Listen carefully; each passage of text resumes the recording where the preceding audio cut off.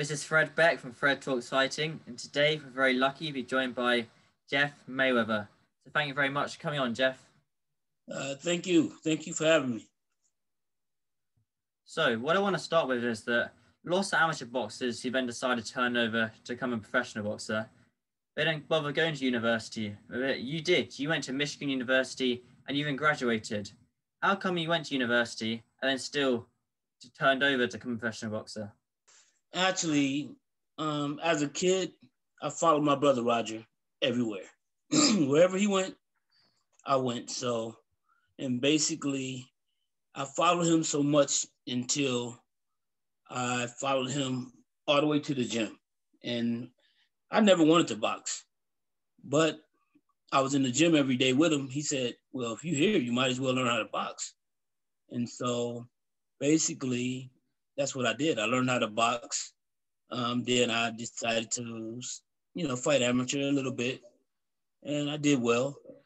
And the same exact thing happened once I graduated from college. Once I graduated from college, I was actually out looking for a job in my profession. But I got a call from Roger, and Roger said, "Hey, you coming to Vegas?" I'm like, "For what?" He said, "To turn pro." I said, "No." And then he kept asking me, and then eventually he bought me a ticket, and I came here, and I've been here ever since. And how come you didn't want to turn professional?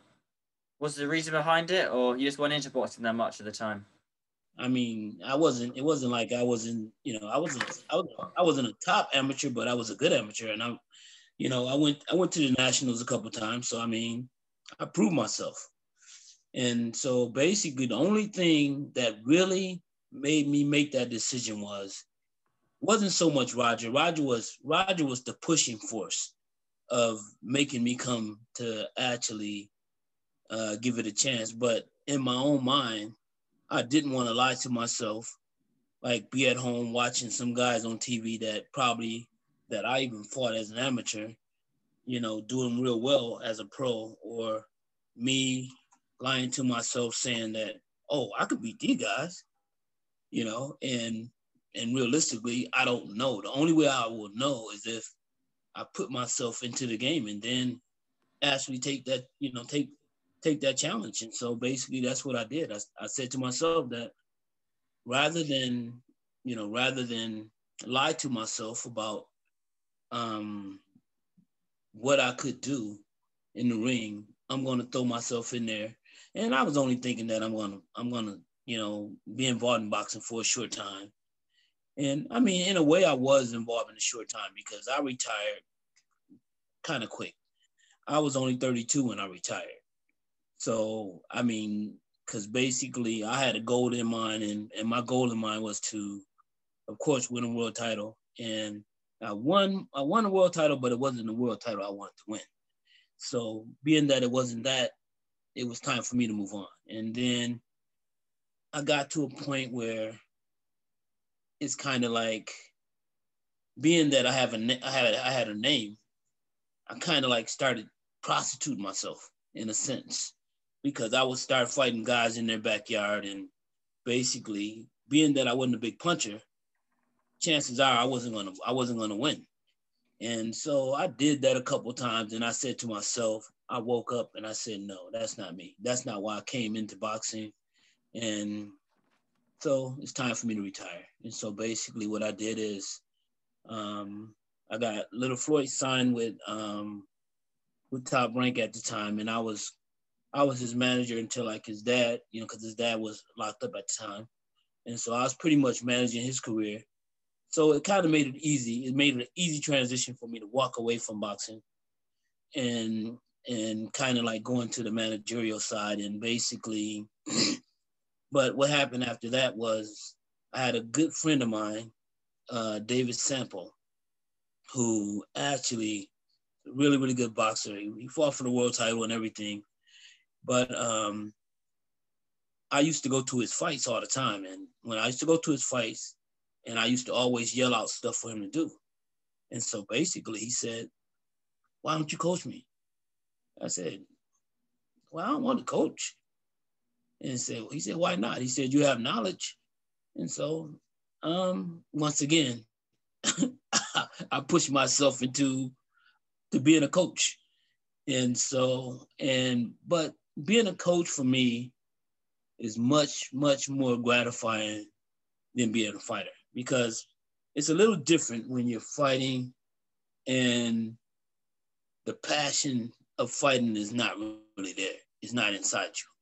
And basically, I was just a hard worker, and I wanted to achieve, but boxing wasn't my first choice. And basically, I did as well as I could with it. And that's why it was easy for me to walk away. And, but in someone else's career I feel good about it, because it's almost like you have a journey with someone, you start out together and see where it ends. I mean, I find that interesting because a lot of fighters, professional fighters, you were a successful professional fighter. You won the IBO super featherweight belt from 1994 to 1995.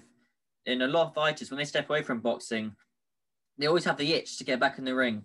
And you didn't have the itch at all. Is there any part? No itch at all. Is there any part of you that wishes ever to get back in the ring, or are you happy and fulfilled being a coach? No, I'm more happy about my coaching than I am about my boxing career. But the thing is that I never had an itch to go back, because it was one of those situations where I already knew I had an alternative. I had an alternative to walk away from boxing, period, in any way, and not have anything to do with boxing. I mean, I had a degree, and I already had a job lined up. So I could have just, been working in my field. But still, I came out to Vegas, and I kind of like Vegas, and I, basically, I did a little bit of work. I did a little bit of work in my field, but not a whole lot while I was out here. And but like I said, just being a part of someone's journey, to me, is more special than my own journey. It was. And I want to stay on the coaching, because I got some great coaches at my amateur gym, with Harvey Morgan and Chris Ledger, also Leroy. And so what does it take from a coaching aspect to become an elite coach like yourself and others in the boxing game? Well, I think one of the most important things is basically, as a coach, you have to be way more than a coach. Sometimes you have to be the father. Sometimes you almost even have to be the woman, and in their life. I mean, there's so many hats that you have to wear when you're a coach. And the most important part for me is, I was the type of coach that after every session, after all my fighters that I would train, we would sit down and have a meeting, and I would ask them about what was going on in their life. I mean, I called it Oprah sessions. It was just something that I came up with, but it was kind of, because it is kind of like, a show like that where, and basically I would talk to my fighters, and if they had a problem, if anything was going wrong in their life, I would try to help them. And if they needed a place to lay their head, I allowed them to come stay with me.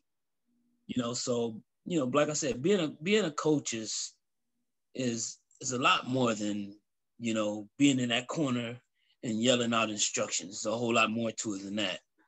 And but that's a part that's that's kind of missing. People don't really know about that journey. That's interesting. I never really thought about that aspect of it before.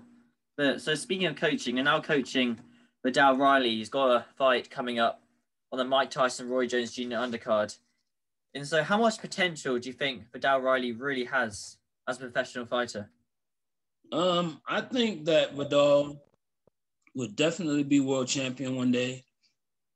And not only do I think that he'll be world champion, I think that the division needs him.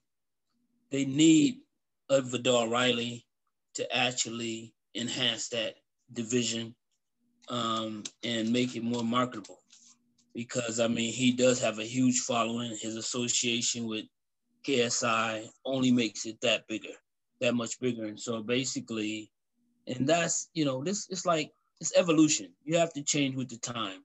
Anytime you have, guys that are YouTubers headlining cars over, genuine professional world champions, and so that goes to show you how much YouTube has evolved and took over and kind of took over the business, and at the end of the day, it is a business more than it is anything else. And so, and most importantly, it's about putting eyes, on the fight. And so, and that's the route that, a lot of these promoters that didn't get lost in time are basically, they realize that, wait a second, these guys is going to bring me a whole lot more money than that world champion that probably had 5,000 people that know him, as opposed to some YouTuber that has 20 million people that knows him. So I mean, it's great, and I mean, working with Vidal is like with him because he's different for a kid his age. He reminds me so much of myself because I was always told that I had an old soul, because I would always talk about issues that, that were really, really way beyond my years at the time when I was talking to people. And so, and that's what I get from Vidal. And so me and him, I mean, we have a great, great relationship, not just the boxing part. The boxing is great too, but I mean, just outside of the ring, me and him can sit down and just talk for hours, and when you have that kind of relationship with your fighter, and then when you go into that ring and you guys, have that journey together and working, and you're both working hard to get toward where you need to be. I mean, it makes it special. It's special because, like, when I work with Vidal, it's like I wake up and I'm excited. I'm excited to go work with him because one thing I know his potential, and the one thing also that, I like even more is the fact that he already kind of has a plan in his mind as to, what he wants to achieve and how long he's gonna, is going to be a part of the sport and things like that. So, I mean, that impressed me. That impressed me even more than anything else. I mean, you mentioned there about selling tickets, and obviously YouTube guys can sell a lot more tickets. Well, everyone in the UK, everyone loves Vidal Riley because he was one of the main reasons, and yourself, obviously, because you're part of the KSI team, one of the main reasons he beat Logan Paul. And then Vidal Riley will be able to sell tickets. So he's got his upcoming fight, and it's against the next MMA fighter, I believe. Yeah. And do you have a prediction for Vidal's fight? Well, I mean, I predict that he's going to win. and I think that, he'll be impressive. He's worked very hard and and basically, and he's anxious to fight again. He's hungry. Yeah, definitely. Tyson, Roy Jones, that card for just a sec. How do you see Mike Tyson? Because obviously you're around about the same age as Mike Tyson, Roy Jones. How do you think they'll be get on in the ring? Well, I think that the fight is going to be real. It's not going to be an exhibition. The fight itself is going to be real, and I just hope that no one gets hurt. because you can't do the same things that in your 20s or even in your 30s that you can do in your 50s, you know? And I mean, basically this fight can sell because of, you know, more so because of Mike Tyson, how big his name is, and he's such a huge star of the sport. And Roy was such a great fighter when he was in his prime, but still a lot of people don't necessarily even know Roy. A guy like maybe a kid your age probably don't know nothing about Roy. You know, I'm not sure, you might, but the thing is this, is that of course you have YouTube now that kind of help you follow a guy that you really don't know, and you can kind of find out things about him. But the thing is that Roy was a great fighter, but he wasn't documented. You know, I mean, the things that he did, it wasn't documented. You know, if there wasn't YouTube, you would know nothing about Roy. And anyone that got a chance, you know, by time you got a chance to see a person like Roy fought, he was a shell of himself. You know, so you would look at Roy and you would probably say, this guy was good, you know, but he at one point he was a great fighter. And he was one of the pound for pound best. But, you know, I mean, toward the end of his career, you know, you can only go so far with the gifts that he had, you know, and basically, I mean, he really didn't have great defense. He had great foot movement. His ability to move always got him out of trouble, you know, but, you know, it was also one of those situations where when it's weird. Let me tell you a Roy Jones story right quick. We was in it because we fought in the amateurs together. But it was at the Nationals. And it was like there were certain names when I came to the Nationals. This is my first time going. And it was, you know, it was certain names that were being thrown out there that people were talking about that they want to see fight, you know, and people were saying that, you know, this Roy Jones, he really, you know, he's really something special. At the time, it was a guy, Skipper Kelp. I don't know if you don't know anything about him, but also, and he was in my weight class, so I was like excited about fighting him, but I think we both got beat. But the thing is that when Roy stepped in the ring, and when I first saw him, the first thing you know, not him just being in the ring. I'm not in awe of anyone, but basically, once he started boxing, you know, once the fight started, I seen how special he was. You know, the things that he was doing, that he was doing in his professional career, in his prime, he was doing those things even as, you know, as a teenager. You know, kind of like my nephew, the same thing. You know, and basically, when you see a fighter, sometimes, you know, you see a special fighter, it's almost like, and I put my coach to the side, and I said, hey, I said, this guy's different. I said, he's different from all of us. I said, we are champions from different regions, but this guy is special, you know, and I mean, and he was, you know, and then when he became pro, I mean, it just continued on. I mean, he was pound for pound best for a very long time, you know, but it's just that now when you, like I said, so a kid your age, when you think about, you probably don't think about Roy Jones because you probably don't know nothing about him. Do you? I think that when Roy Jones was in his prime, he was undoubtedly one of the best. I mean, he conquered divisions, moved up to heavyweight. It's only when he came back down from moving up to heavyweight, he got knocked out by Antonio Tarver. And then that's when he got busted steroids in his career, started going downhill. And you mentioned your nephew there, Floyd. How does prime Roy Jones Jr. and prime Floyd, I'd say probably Pretty Boy Floyd, compare to each other? Well, I mean, they're very, very close in comparison.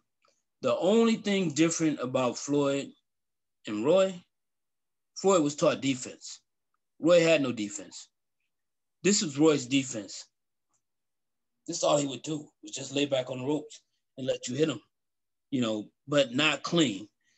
But, and Floyd was the complete opposite. Floyd won't even let you hit him at all. That's interesting you say defense there. And I just want to touch on Floyd for a bit as well. At the start of Floyd's career, you were in his corner. And what was that like, seeing Floyd at the start of his career and then seeing him towards the end of his career? Well, it was great. It was great it was a great journey, for as long as I was there, and the most important thing to me was to see my nephew succeed. And don't get me wrong, what happened, it may be a surprise to everyone else, but to anyone in my family, it's not a surprise how much he has achieved in boxing. We all believed that this was going to happen. We couldn't foresee, of course, we couldn't foresee the fact that he would, the kind of money that he would make or things like that, but the potential of his ability to fight, we all knew that. We all knew that he was going to be probably one of the greatest fighters to ever step in the ring. We knew that. And we knew that when he was probably about 9 years old. Well, that's interesting. And then did you think he would go all the way to 50-0? I thought that, put it this way, I thought that every fight that he fought, he was going to win. So it don't matter how many fights it was, I didn't think that he was going to get beat. And so far, that's true. I just thought that, and I'm not just saying me, my entire family. I'm not talking about just me with my brothers. I'm talking about my nieces, my nephews, my sisters, everyone. We all believe that where Floyd is today is exactly where he's supposed to be. Because that's how hard he worked, and that's how good he was. So he didn't get there by accident. Yeah, in my opinion, there's a lot of hate with Floyd because he always played the bad guy character, and I always find that interesting because he learned the strategy early on: sell tickets, promote yourself. That's why he split from Bob Arum. And one thing I noticed about Floyd as well, I only noticed really recently, is that he kept his team, his cut man, his coach, everyone in his team, all close. He never changed them, ever. In one incident where I was talking to my coach Harvey about it, so Miguel, at the start of his career, he was with Floyd, and then they split up. Yeah, they split up with the Diego Corrales fight because Diego was going to pay Miguel a lot more than what Floyd was paying him, because actually he got trainer's pay as opposed to cutman pay. So, and it's funny you mentioned Miguel. Actually, Miguel was one of my first trainers when I first came out to Vegas. He's a great guy. Whatever happened with him and Floyd, nothing, but that's part of boxing. Because it's a business, and like I said, he may have thought that Diego could probably beat Floyd, and probably felt that he joined the right team, but he ended up losing his job, but fortunately he opened the door for another guy that was a great friend of his. So it still worked out fine. Rafael Garcia came in and became the cut man for Floyd for the rest of his career until the very end, where he was a little sick, and then Bob Ware became the cut man. And it's been great talking to you, Jeff. I just have one more question. If I ever do come out to America in a few years' time, do you think we could do another interview and maybe you could show me around the Mayweather gym? Yeah, and I might doom you. You know about my doom?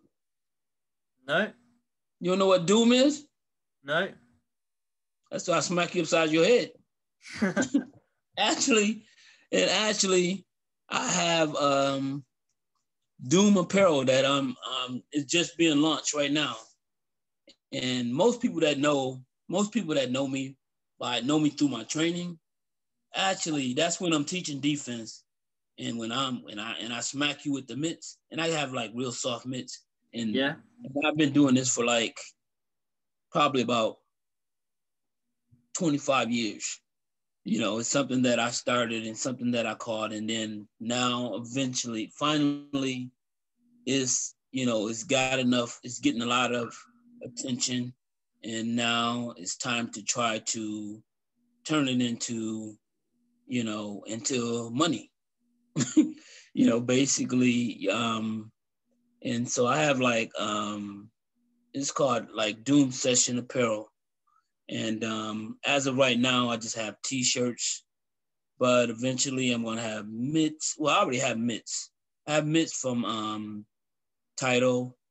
They're called Doom. They're called Doom mitts. I'll also send you a link to that as well. But yeah. So right now I'm trying to get not just trying to help my fighters get better, but also trying to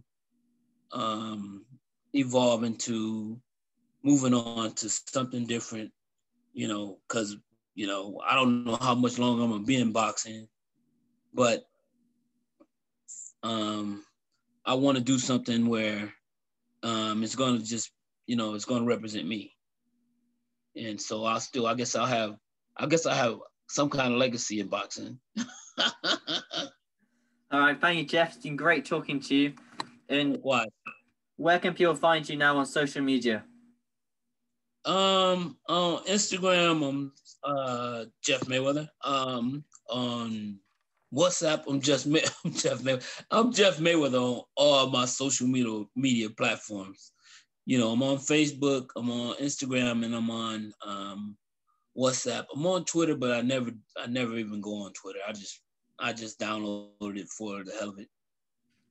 So, and I don't know. I mean, and of course, we also have a YouTube channel, the Mayweather Boxing channel, and I also have the Jeff Mayweather channel, and then I also have the Jeff Mayweather Show podcast. So I'm kind of busy. Busy man. Yeah, I learned about I'm learning about how to evolve. Like you young guys, like this YouTube stuff and things like that. Got to move with it. I'm a part of it now. I'll put a link in the description for the channels. All right, Jeff. Okay. Great talking to you, and thank you for the interview. I really appreciate it. All right. Thank you. Take care.